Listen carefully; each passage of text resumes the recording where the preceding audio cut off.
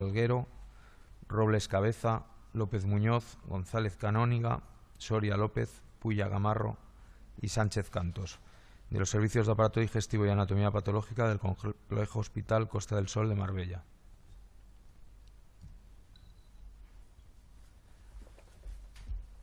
Buenos días. La aspiración con aguja fina, guiada por ultrasonografía endoscópica, se ha convertido en un método diagnóstico de elección para las lesiones de difícil acceso percutáneo, como son las lesiones pancreáticas. Además, con esta técnica podemos realizar terapéutica.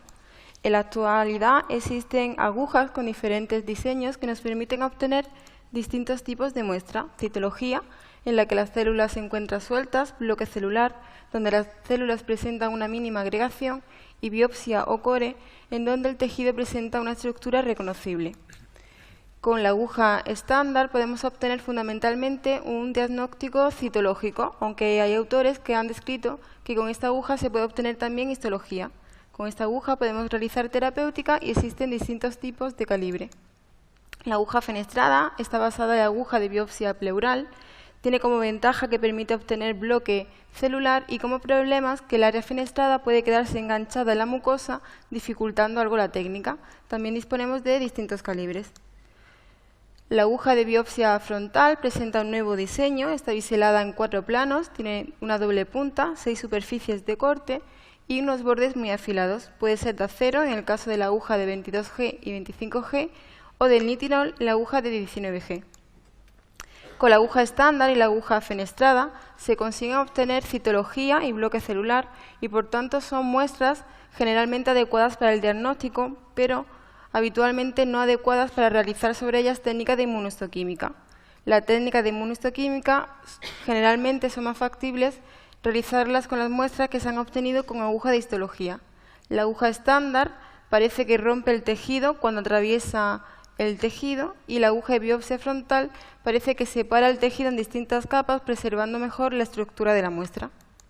En este estudio podemos ver cómo se compara una aguja SAR-Core con una aguja estándar y se observó cómo con la aguja SAR-Core se obtenía un diagnóstico con menor número de pases.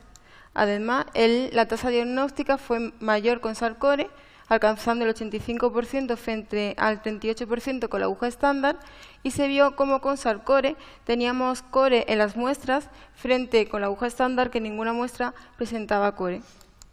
Por lo tanto, nuestros objetivos fueron evaluar la calidad y el impacto clínico de las muestras histológicas obtenidas con una aguja de biopsia frontal.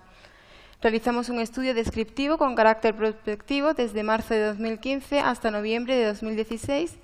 Se analizaron muestras de lesiones pancreáticas que se habían obtenido mediante la aguja de biopsia frontal. Como variables se tuvieron en cuenta tanto parámetros relacionados con la técnica como parámetros relacionados con la muestra.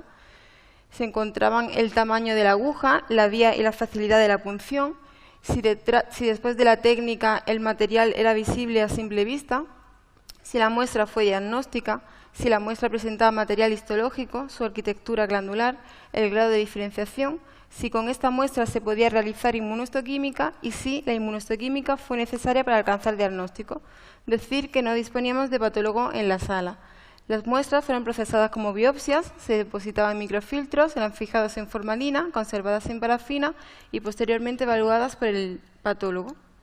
De 63 lesiones pancreáticas, 43 eran masas y 20 eran áreas sospechosas. Realizamos 121 pases, con una media de 1,92 pases por cada lesión. La aguja más utilizada fue la de 22G en 109 ocasiones y la de 25G en 12 ocasiones. Obtuvimos 120 muestras visibles que constituyeron el 99%. De estas 120 muestras, conseguimos un estudio histológico satisfactorio en 120, constituyendo el 100%. Y fueron muestras representativas de la lesión en 118 casos, suponiendo el 98,3%. Conseguimos el diagnóstico en el 100% de nuestras lesiones, considerando el primer y el segundo pase. Considerando el primer pase, la tasa era del 97% y la media de pases necesarios para alcanzar el diagnóstico estaba en 1,03 pases. La vía duodenal se utilizó en 54 ocasiones sin dificultades técnicas, aunque al extraer la aguja se veía que esta estaba doblada.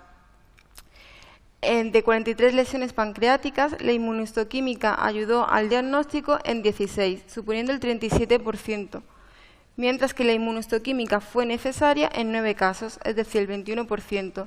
Estas lesiones en las que la inmunohistoquímica fue necesaria fueron 4 adenocarcinomas indiferenciados, un carcinoma anaplásico, una metástasis de carcinoma de células renales, un tumor pseudopapilar, un insulinoma y un GIST pancreático.